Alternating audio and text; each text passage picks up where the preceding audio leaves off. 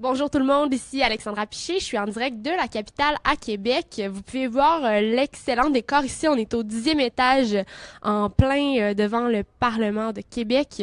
Je suis avec François-Olivier Roberge, olympien et maintenant retraité en patinage de vitesse longue piste. Bonjour! Allô? Et Christopher Fiolard, qui est un jeune patineur qui tente de se qualifier pour les Jeux olympiques de 2018. Dis-moi, t'en es où, Christopher, là-dedans? C'est ça, présentement, on est en entraînement en vue des Jeux de 2018. On fait beaucoup de patinage de vitesse courte piste vu qu'on n'a pas d'anneau couvert à Québec. Puis c'est ça, moi je fais du roller aussi, du vélo. C'est ça, l'année passée j'ai fait les Coupes du Monde. On a eu des médailles en team sprint, dans le fond. Moi j'aimerais ça, c'est ça, me classer pour les Jeux dans une distance individuelle comme le 500 mètres, ce serait ma meilleure distance que je pourrais essayer de me classer dedans. Mais au Québec, on est quand même beaucoup de gars qui sont bons dans ces distances-là, les sprints. Donc, ça va être assez serré. Ça va être une bonne lutte. Puis sinon, il y a le départ de groupe aussi que je vais tenter ma chance. Il y a Olivier Jean, qui est un autre bon patineur du Québec, que lui, présentement, il est en Hollande pour s'entraîner avec les meilleurs aussi. Donc, ça va être une sélection quand même mouvementée, je crois. Mais j'ai hâte d'arriver là juste pour que ça soit fait puis qu'on voit où est-ce qu'on s'en va après ça. Mais là, toi, comment tu vis ça? Parce que t'es tout jeune, là. T'as fait tes premières Coupes du Monde l'année dernière, ça s'est bien passé. Comment tu vis ça d'être le plus jeune, le plus jeune du groupe, finalement? Ouais, ben, dans le fond, moi, tu sais, je suis un peu le rythme, là. Je me laisse aller, puis les résultats, ils viennent. Jusqu'à maintenant, tout va bien. Puis comme j'ai parlé avec mes entraîneurs, tu sais, si c'est pas là, ben, il va en avoir d'autres. Je suis encore jeune. Donc, tu sais, je me mets pas trop de pression. J'y vais un peu comme l'année passée. Je comptais pas me classer en Coupe du Monde aux 500 mètres. Donc, c'est ça. J'espère peut-être avoir une autre surprise pour les sélections, mais je vais donner tout ce que j'ai. On s'entraîne fort, fait que je continue de progresser. Donc, moi, j'ai pas peur en allant dans les sélections. J'y vais pas en tremblant. Là. J'y vais tu sais, avec une drive. Là, tu sais, là, j'ai hâte de les faire. Puis c'est ça. Je me laisse aller avec les années. Puis je regarde où ce que ça va m'amener.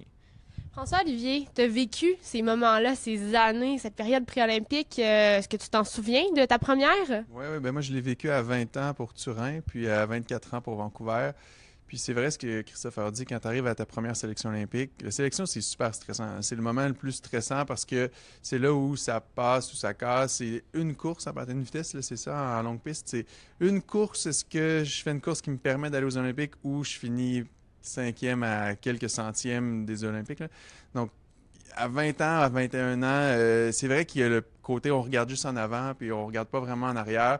Puis il y a des gars contre lui qui vont possiblement penser à si je manque ma chance là, j'aurai plus jamais de chance. Tandis que lui, c'est pas comme ça qu'il le voit, puis ça, c'est juste positif. C'est sûr qu'idéalement, on pense toujours comme ça, mais bon, plus qu'on a d'expérience, plus qu'on sait qu'est-ce qu'on pourrait manquer. Chris est dans une belle position, beaucoup de Québécois qui le sont. Moi, je l'ai fait à 20 ans, puis j'ai eu la chance de le refaire à 24 ans. Puis, on a tous des parcours différents, mais c'est sûr que s'il est capable de le faire cette année, Christopher, c'est sûr que ce serait de l'expérience pour lui, puis ça aiderait pour le reste de sa carrière. Est-ce que tu aurais un conseil à lui donner pour ses sélections? Et bon, s'il sera en jeu aussi? Oui, mais il le fait très bien. Puis, le groupe d'entraînement que je vois à Québec qui s'entraîne avec la gang du Centre national Gaétan Boucher le font très bien. Pas chaque jour n'est pas une sélection olympique, là, mais chaque jour compte dans un processus pour s'y rendre aux Olympiques. Puis c'est pas juste de dire bon, une fois rendu là, je serai à 100%. C'est que chaque jour est à 100%, sans demi-mesure. Donc ça, tout le groupe de Québec le fait. Puis en plus, ce que je vois, c'est qu'ils le font pas juste là, dans leur sport, mais ils le font aussi, ils vont à l'école, ils ont un équilibre de vie. Donc moi, c'est ce que je conseillerais, c'est de continuer, malgré que c'est une année olympique, c'est une année exceptionnelle, c'est de continuer de faire toutes les petites choses jour après jour. Puis c'est comme ça qu'on arrive au grand jour, puis que finalement, on essaie que ce soit un jour comme les autres, puis qu'on performe au mieux qu'on peut. On a eu quelques années en patinage de vitesse longue piste au Québec où il y avait moins de patineurs sur l'équipe nationale. Là, on a Christopher, on a Laurent, les deux Alex.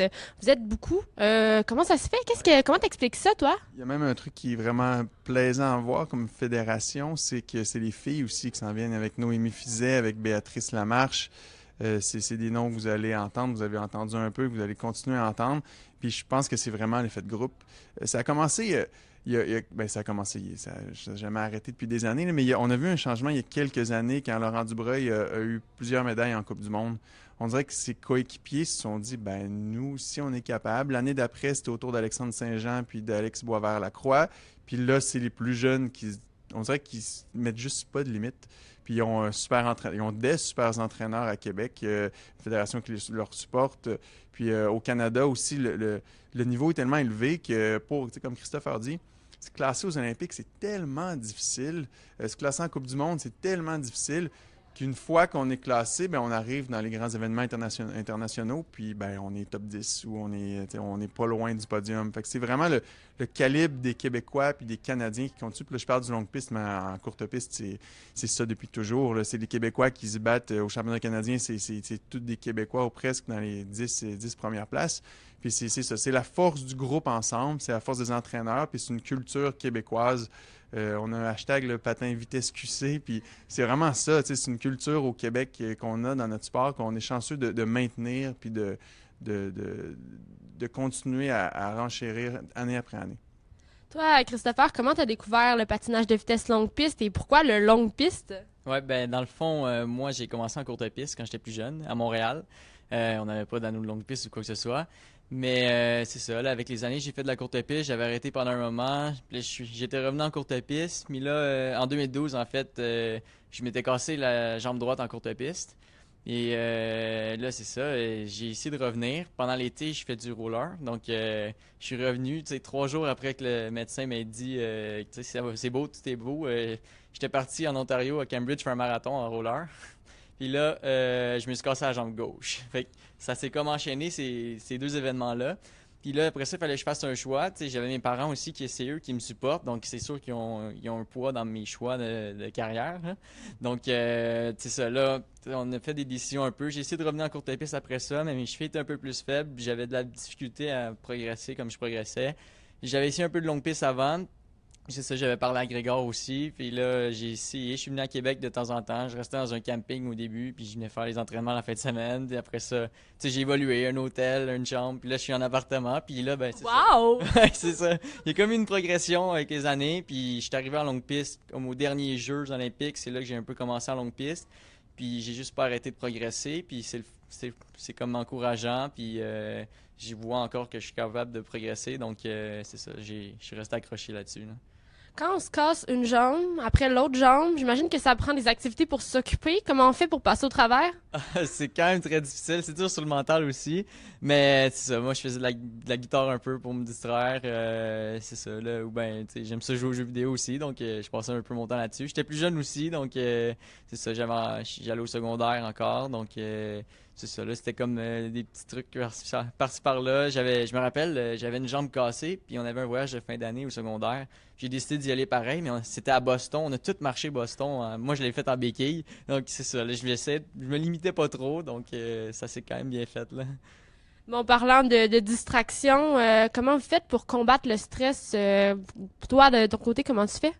Ben, c'est ça. J'essaie de, tu sais, pas être trop stressé avec qu'est-ce qui arrive parce que je sais que, tu sais, il y a d'autres opportunités après. Puis, tu sais, c'est toujours la même formule qu'on fait, là. On change rien vraiment à chaque année. On essaie de garder ça comme c'est. Puis, tu sais, ça va bien. C'est qu'on change pas une formule gagnante.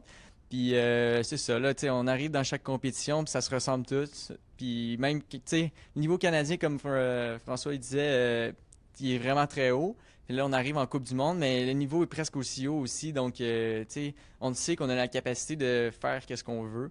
Donc, c'est sûr que ça enlève un niveau de stress. Là. Tu sais, on a vécu un peu cette compétition-là. Là, donc, ça se prend mieux. Là. Toi, de ton côté, pendant ta carrière aux Jeux olympiques, est-ce que tu avais une superstition ou un truc pour combattre le stress? Non, réponse plate. Non, pas de superstition particulière, non. Mais comme je disais tantôt, moi, je suis quand même un gars orgueilleux. Puis je me mettais du stress en entraînement. Puis je sais, les gars font ça, les filles en entraînement.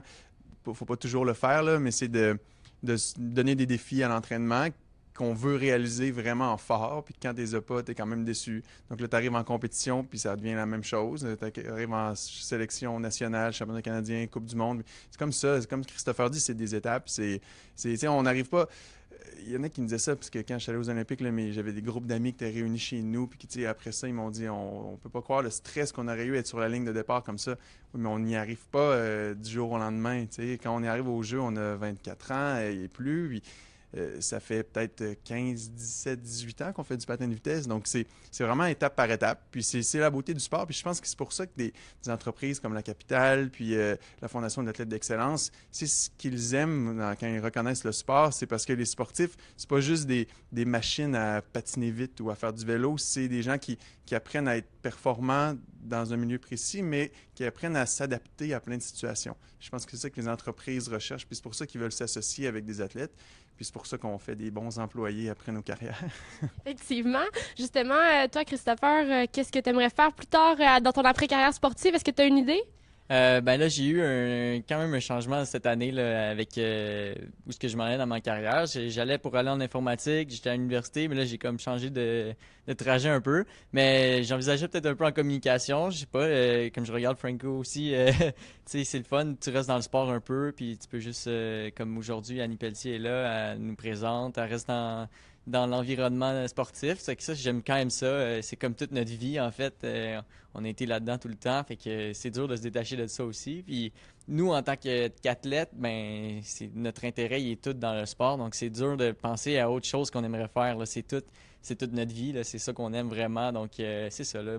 Les communications peut-être, mais c'est ça. Je travaille avec une orienteur présentement aussi pour essayer de m'orienter. Puis c'est ça, là, juste pas lâcher puis trouver un bon chemin pour mon après-carrière. Mais ça t'irait bien, les communications, en tout cas. Je peux en confirmer ici. Puis pour terminer, bon, comment la bourse va t'aider là, dans ton objectif d'atteindre les Jeux olympiques? Dans le fond, moi, ça va m'aider beaucoup, surtout parce que je suis en appartement à Québec. Mes parents, ils essaient de m'aider le plus que je peux, ma grand-mère aussi. Mais c'est ça va m'aider à payer mon appartement, des allers-retours Montréal-Québec aussi de temps en temps, aller chercher un peu de bouffe, puis c'est ça.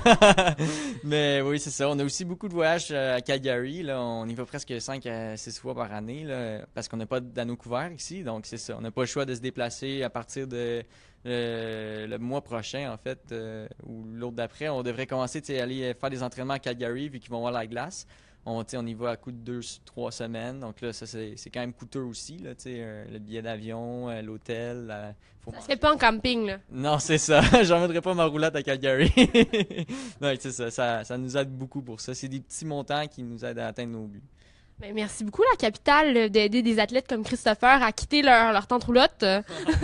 Et merci beaucoup à vous deux. Bonne chance dans ton rêve olympique. Merci.